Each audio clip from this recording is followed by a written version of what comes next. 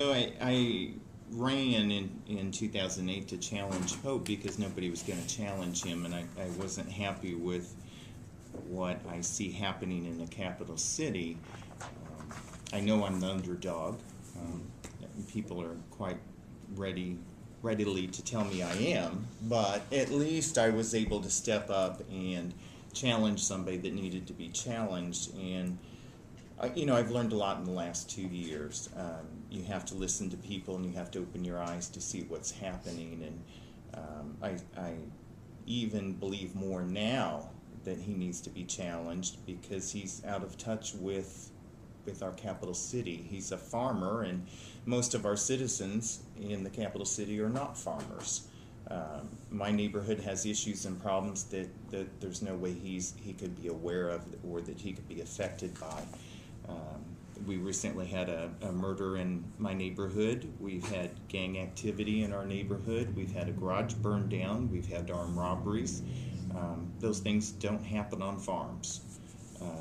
So they're very close to my home and my community, and those are issues that you need to address in the General Assembly. When legislation comes up, you either need to endorse it, embrace it, or you need to stop it if it doesn't benefit your district or your community or your people. And so again, being a Democrat in the capital city is difficult, but I'm still here and I'm still fighting. And this past session, I was able to get several pieces of legislation passed. Through the graciousness of the people that I know in the legislature, and they're bills that Poe actually voted for. So now these are what bills were these?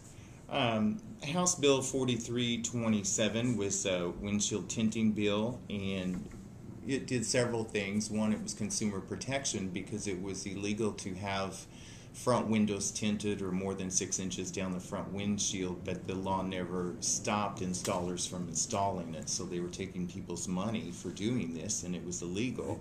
The second thing was the law was originally written to help law enforcement, so they're able to see the occupants of vehicles. And so that was passed. House Joint Resolution 29 deals with disabilities, working while disabled.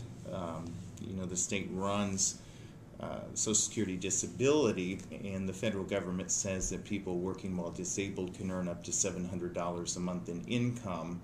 But the state, once you got to 500, they were looking at reopening those cases to reevaluate if those people should be on disability or not. And so that resolution stops them from doing that.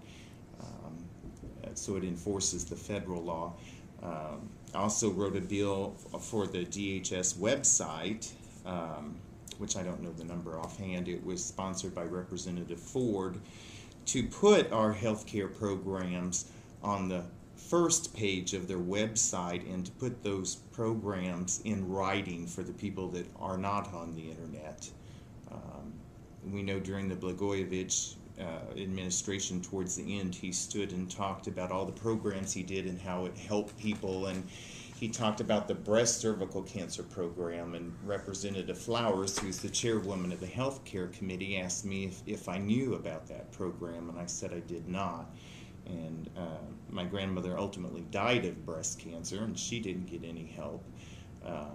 So I looked it up, and it was 18 clicks later in that website that program was there.